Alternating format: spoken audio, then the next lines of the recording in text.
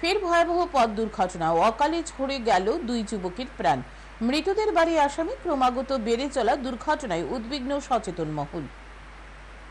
রাজ্যে যান দুর্ঘটনা রোজ নামচা হয়ে দাঁড়িয়েছে। প্রতিদিন কোথাও না কোথাও ঘটে চলেছে দুর্ঘটনা। ফের শুক্রবার রাতে মর্মান্তিক পথ দুর্ঘটনায় মৃত্যু দুজনের। উত্তর জেলার বাগবাসা থানা এলাকার নোয়াগাং বাজার সংলগ্ন এলাকায় ঘটে ঘটনা। ঘটনার বিবরণে জানা যায়, একটি ট্রিপার আগরতলা থেকে বাগবাসার দিকে আসছিল। সেই সময় অপর দিক থেকে একটি বাইক আসছিল। নোয়াগাং বাজার সংলগ্ন এলাকায় আসার পর মুখোমুখি সংঘর্ষ হয়।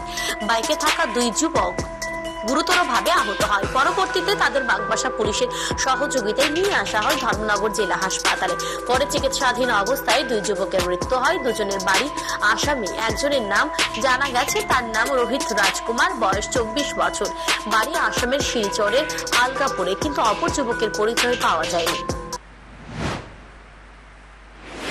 এখন পর্যন্ত যা ইনফরমেশন, দুজনই আসামের বাসিন্দা, শিলচরের। তো আমরা আসাম পুলিশের সঙ্গে যোগাযোগ করছি। ও বাড়ির লোককে আমরা ডেকে পাঠিয়েছি, ওরা আজকে রাত্রেই আসবে।